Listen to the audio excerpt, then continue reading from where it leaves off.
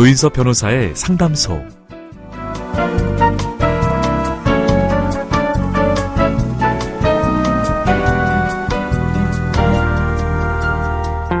사람의 몸은 피곤하고 힘들수록 움츠려든다고 합니다. 혹시 거울에 비친 내 등이 유독 굽어 보인다면 지금 바로 이렇게 한번 해보시면 어떨까요? 배에 힘을 딱 주고 기지개를 켜듯이 두 팔을 높이 올려보는 거예요. 오늘도 당신의 편이 되겠습니다. 속 시원하고 정확한 자문으로 법률 문제를 풀어드리는 조인섭 변호사의 상담소, 지금 바로 문을 열겠습니다. 저는 조인섭입니다.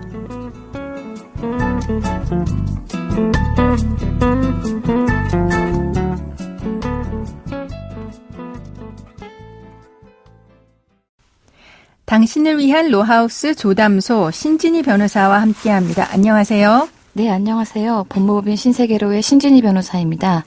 오늘은 어떤 고민이 기다리고 있는지 먼저 사연부터 알아보겠습니다.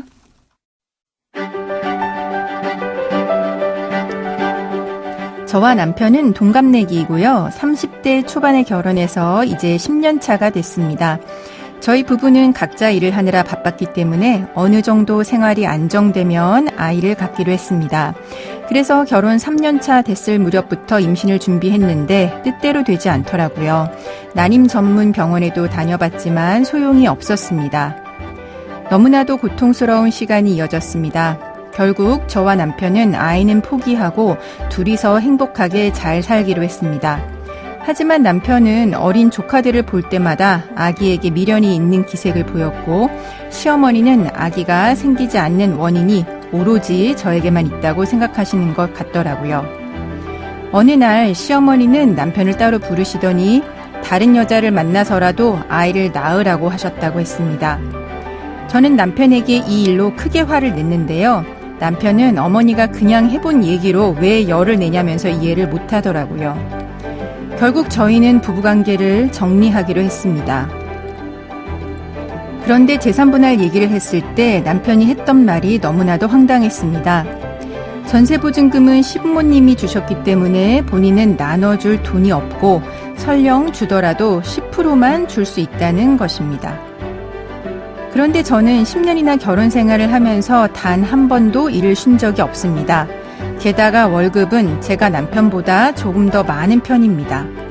제가 번 돈은 모두 생활비에 썼는데 재산 분할을 해줄 수 없다니요.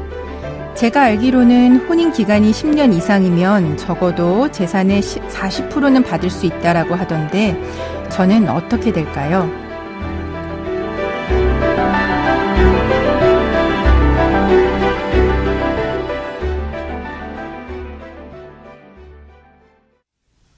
네, 저희 조담소에서 재산분할에 관한 이야기를 자주 나눴었는데요. 우선 재산분할이란 무엇인지 개념 정리부터 해주세요. 네, 재산분할은 부부가 혼인생활 동안 함께 형성한 재산을 청산 및 분배하는 것을 의미하며 그때 각자의 기여도에 따라 재산분할금의 몫이 정해진다고 볼 수 있습니다. 네. 그렇기에 재산분할 대상으로 포함되는 것에 무엇이 있는지, 그러한 분할 대상 재산의 가액이 얼마인지, 그 외 본인 명의로 가지고 있는 채무는 얼마인지 등이 중요할 것 같습니다. 네. 사연자분은 혼인생활을 10년 동안 하셨고 부부 명의로 된 재산도 있으므로 상대방에게 재산분할을 청구할 수 있습니다. 네, 그럼 재산분할을 청구할 수 있는데 이제 기여도가 중요하네요. 그럼 기여도란 무엇인가요? 네, 앞서 혼인생활 중에 부부 공동의 노력으로 형성하거나 유지한 재산을 각각의 기여도에 따라 분할한다고 말씀드렸는데요. 네. 기여도란 법원이 재산분할 액수를 정할 때 재산 형성에 대한 부부 각자의 협력의 정도를 계산한 값을 말합니다. 네. 예를 들어 혼인 당시 상대방보다 내가 재산이 많아서 더 많은 비용을 부담하였다던가, 혼인생활 동안 경제활동을 하여 재산을 축적하였다던가, 경제활동을 하면서도 가사일이나 육아를 도맡아였다던가 등은 본인에게 매우 유리한 사정이 될 수 있습니다. 네, 그렇네요. 사연자님처럼 혼인생활이 길면 그 기간 동안 함께 재산을 축적하게 되는 경우가 일반적이다 보니 혼인기간이 길수록 기여도에 유리한 사정으로 반영되기도 하죠. 네. 근데 사연자의 경우 시부모님이 전세보증금을 지원해 주셨다고 했습니다. 이런 경우에는 좀 기여도 부분에서 사연자분이 불리할 수도 있을 것 같긴 한데요. 네. 사연자분이 말씀하신 것처럼 혼인기간이 길면 무조건 재산분할에서는 이제 반을 먹고 들어간다는 식으로 오해하시는 분들도 상당수 있는 것 같습니다. 네, 많은 분들이 그렇게 네. 생각하죠. 예. 하지만 혼인기간이 길다고 무조건 그런 것은 아니고요. 재산분할의 핵심은 재산 형성에 있어서의 기여입니다. 사연자님처럼 부부가 가진 전세금이 모두 상대방 부모님의 지원금으로 충당된 것이라면 기여도에 있어 불리하게 작용될 수도 있습니다. 네. 물론 사연자님도 경제활동을 하셨고 그렇죠. 그 돈을 생활비에 사용하신 것은 맞지만 네. 보통 법원에서 생활비로 사용한 돈이 가다한 것이 상대방 책임이라고 특별한 사정이 있지 않다면 서로가 함께 생활하면서 필요한 비용을 같이 지출한 것이기에 단순히 이것만을 두고 기여도가 높다고 판단하지는 않는 것이죠. 네.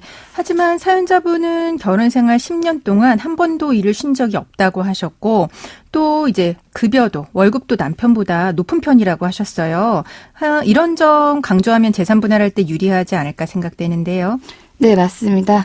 사연자분은 혼인기간이 긴 것 외에도 본인이 경제활동을 한 사정, 만약 상대방보다 급여가 더 많았다고 하시니까 그 비용이 얼마인지 이런 부분을 부각하시면 더욱 도움이 될 것 같고 네. 이렇게 경제활동으로 혼인 이후 축적한 재산이 있다면은 이 부분에 대해서도 충분히 설명하시는 것이 좋을 것 같습니다. 네.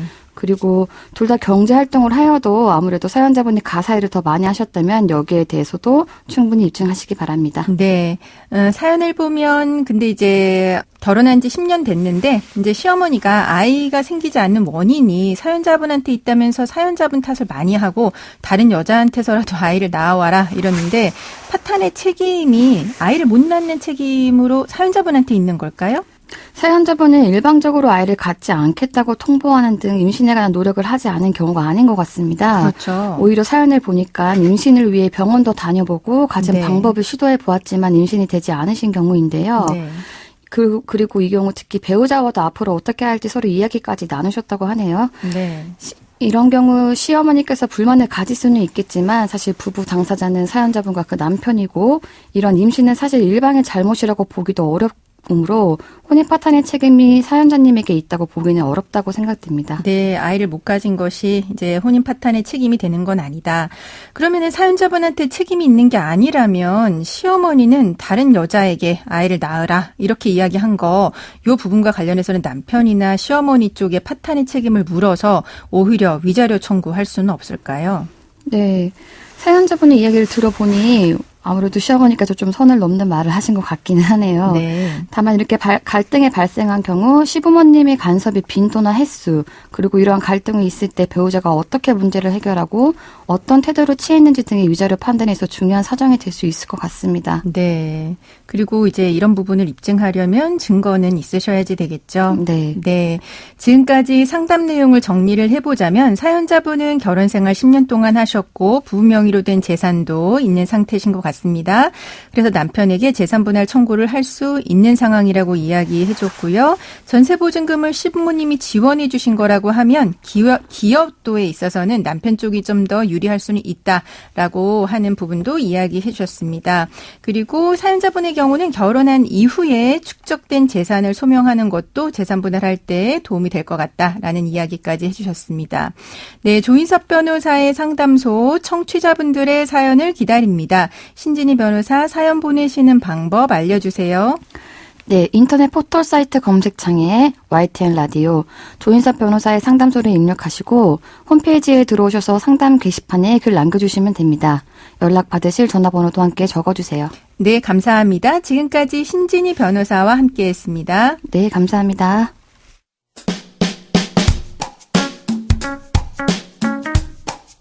알아두면 쓸데있는 법률 이야기 알쓸법 시간입니다. 펜싱 국가대표 출신 남현희 씨의 전 연인 전청조 씨의 사기 행각을 두고 세상이 떠들썩합니다. 전 씨는 재벌 3세로 사칭하기 위해 기자 대행을 고용한 적이 있었다고 하죠. 역할대행 서비스는 범죄 수단으로 활용될 가능성이 커서 문제가 되고 있는데요.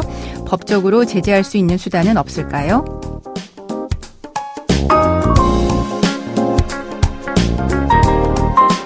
이러한 역할대행 서비스는 2000년대 초반 하객 도우미, 애인 대리 등을 하면서 생겨났습니다. 최근에는 범죄자들이 신종 성매매와 사문서 위조 등 각종 범행에 가짜 대리인을 쓰기 시작하면서 문제가 되고 있는 겁니다. 실제로 지난해 부산에선 업체가 제공한 허위 변호사를 앞세워 4억 3,500여만 원을 뜯어낸 사건에 대해서 피고인이 징역 2년에 집행유예 3년의 형을 선고받은 일도 있었습니다. 이러한 역할대행 서비스에 대해서는 범죄 행위의 방조 또는 공범으로 처벌할 수도 있는데요. 다만 범죄를 목적으로 역할대행 서비스를 이용한 실제 의뢰인은 이용 의도를 숨기기 마련이고 또 아르바이트생들도 범죄인지 몰랐다라고 발뺌하면 범행의 고의성을 따지기는 좀 어렵습니다. 결국 업계의 자정 노력과 함께 법을 개정해서 파견 인력의 사기 방조 행위에 민사적 책임을 씌우는 등의 제도 보완이 병행되어야 할 것으로 보입니다. 조인섭 변호사의 상담소, 조담소는 언제나 당신과 함께합니다. 끝곡으로 성시경의 수요일엔 빨간 장미를 들려드리면서 저는 이만 인사드립니다. 지금까지 로이어 조인섭이었습니다.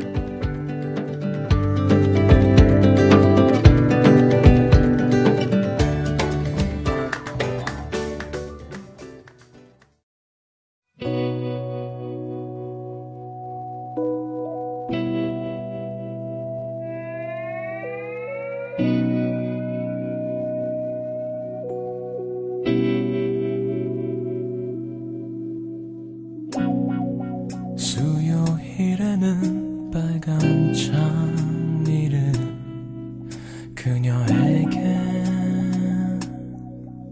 안겨주고파 흰 옷을 입은 천사와 같이 아름다운 그녀에게 주고 싶네.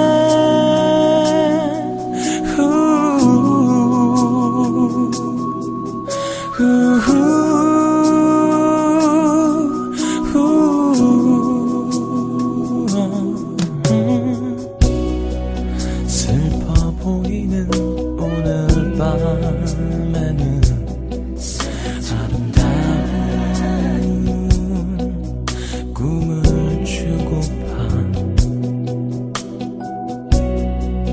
깊은 밤에도 잠 못 이루던 내 마음은 그녀에게 주고 싶네.